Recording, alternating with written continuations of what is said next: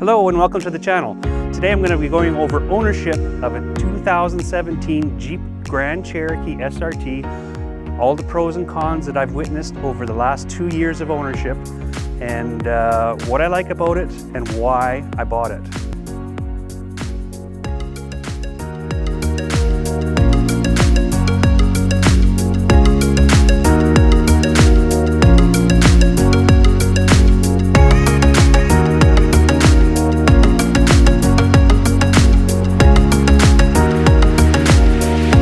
So, why did I buy a Grand Cherokee SRT? Everyone has their own reasons for buying their vehicles. For me, I love cool things. I love shiny things, I like things with horsepower, I like things that go fast. And for me, the SRT line of vehicles I think are absolutely fabulous. But I can't actually afford them like a lot of people. So that's why I bought this one used. I was lucky enough to own a 2014 Charger RT, which had the 5.7 liter engine, so just under 400 horsepower, just under 400 horsepower car, and it was all-wheel drive. It was a beautiful machine, and typically if you want a fast car, a lot of people like rear-wheel drive only, just for the fact of having fun, and I'm no different than those guys. But I have to be practical. I can't afford multiple vehicles just to have a fun car and an everyday car. So I needed a car that could be a family car, being all-wheel drive. Living in Canada, I need to be able to go through different conditions like snow, like mud, and conditions like this. So I need a reliable car that I can get around, but I still want to have fun. So what do? Well, I could not get the SRT in all-wheel drive for the Charger or Challenger, so that leaves the Grand Cherokee SRT line, which is all-wheel drive and has the power of the 6.4 liter, and it's a lot of fun. And the fact that I can't afford it new, I can afford to buy a good used vehicle, or new to me, and I purchased this one about 2 years ago with 100,000 kilometers on it, and I've put another 100,000 on myself. So I've been able to see kind of the period of history in the vehicle where you're gonna find the problems that you're gonna run through. And unfortunately, Chrysler Jeep wasn't able to answer a lot of my questions when I did run into problems. So what are some of the major issues that I ran into with the Jeep Grand Cherokee that many others have, and it doesn't just include the SRT model? One of the first issues I found after I purchased it was when you accelerated off the start, there seemed to be almost like a slippage, as if a clutch was slipping in a normal standard car, and it really worried me. I asked Jeep Chrysler about it, and they could not give me an answer, possible transfer case needing replacement. And I went onto the online forums and searched for my specific transfer case to see if there's any other people with problems, and I found that there were a lot of problems out there with it that people were facing. I heard stories of people under warranty getting transfer cases replaced, people out of warranty having to purchase a transfer case and replace it. It sounded like a horror story just after buying a used vehicle, and really made me worried that I bought a lemon.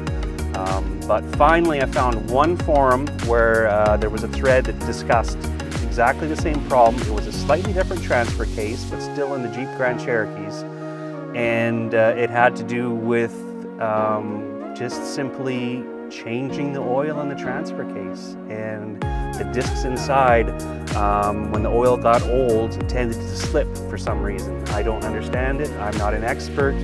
I'm not a mechanic. But I thought, well, it's worth a shot trying that rather than purchasing a whole new transfer case.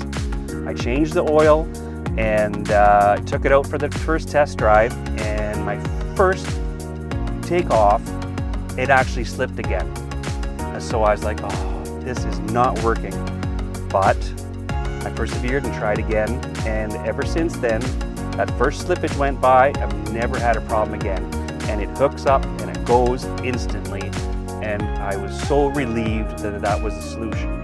It just upsets me that you can't ask your local dealership about it and find a simple answer. Now, another issue that I ran into that was really bothersome for me is abnormal tire wear. And these are the stock wheels and tires that come with the SRT 295/45 R20s. And I do like the spider type spoke on them, though I do prefer them in that hematite style color much better than these. But they are still pretty sweet. Problem is, when we look at the treads not bad on this side, but why is it wearing on this side? I couldn't understand it. Every time or anytime I would get my tires changed, they would notice abnormal tire wear on the inside as the camber was out, and they thought it was out of alignment, so I put it on the alignment machine and had them check it, and everything was green light perfect where it had to be. And again, I asked the dealership, why am I having abnormal tire wear on the inside, and they could not give me an answer on that. So again, onto the online forums, and I find out that it is just the factory settings for this vehicle, as it's a performance vehicle and an off-road vehicle. The camber is, I believe it's negative camber set to be able to handle that better. But if you're doing a lot of highway driving on the pavement, you're going to get abnormal tire wear. So there is no adjustment for that on these, so that is definitely one upgrade that I'm going to be looking at doing, is putting an adjustable system in place so that I can adjust it out of norm so that I can actually wear my tires properly. What are some things I love about this vehicle? Because there are some amazing things and features that I do love.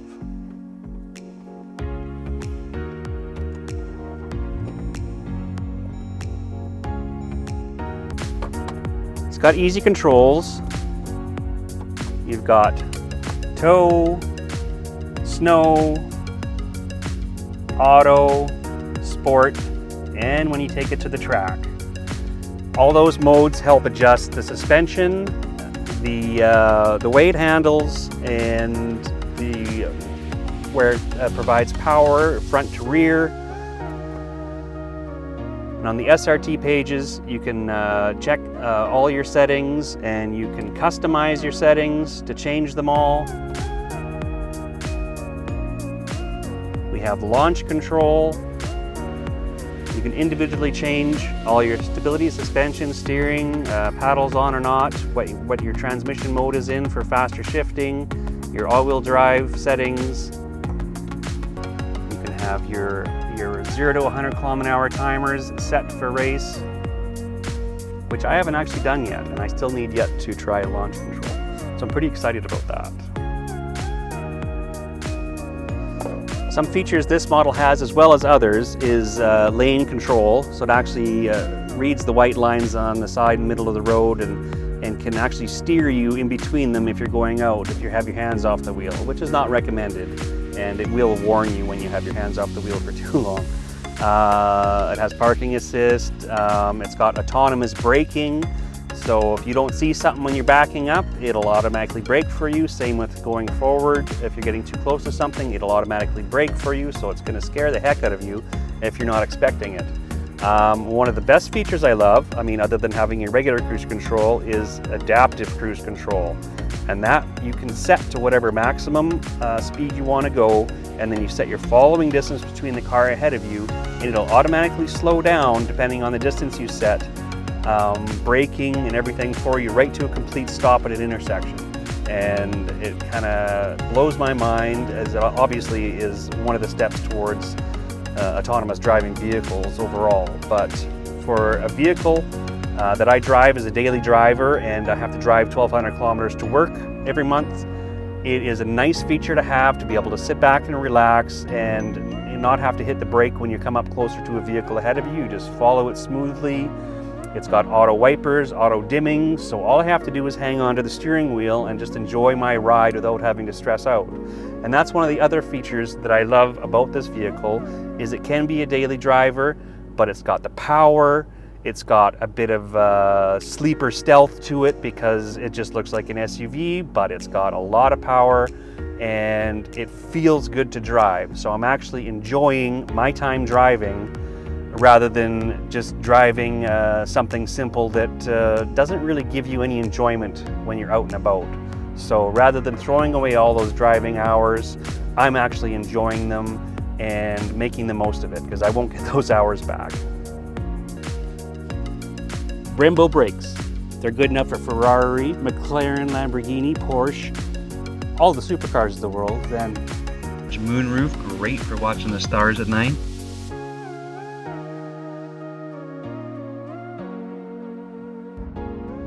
Harman Kardon sound system and carbon fiber inlays on the dash with white stitching.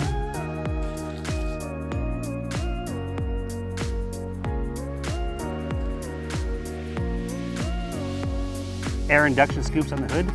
I think they look sick. Rear heated seats with USB and power inverter. Rear seats that actually recline. And the mileage on the vehicle isn't that bad actually. If you drive it just normally like a normal vehicle, I mean you do have the econo mode where it drops down to 4 cylinders and it's really quite economical. For long trips where I travel, you know, over 1,000 kilometers at a time, I can get around 11 liters per 100 kilometers. So for an 80 liter fuel tank, I can go between 800 and 900 kilometers range with that, and that's pretty darn good. Now it's not quite so good when you're having some fun with it, so keep that in mind. And it does have a class 4 tow hitch, and it's got a lot of power to tow, but it will go through the fuel, but it won't have any problem towing anything.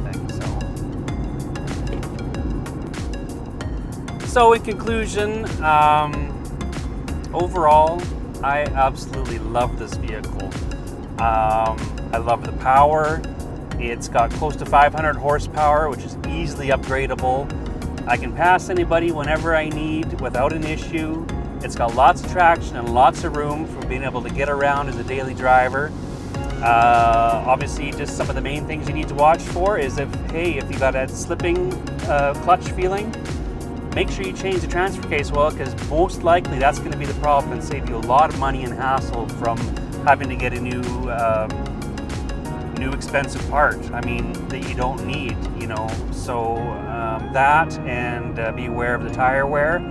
That might be something you want to upgrade if you're going to do a lot of highway driving like I do. And yeah, there was one other thing too that I noticed too is the suspension. It's an auto ride suspension, auto adjusting suspension system, and I know that one of the wires on one of the front shocks can sometimes come undone and cause you air problems.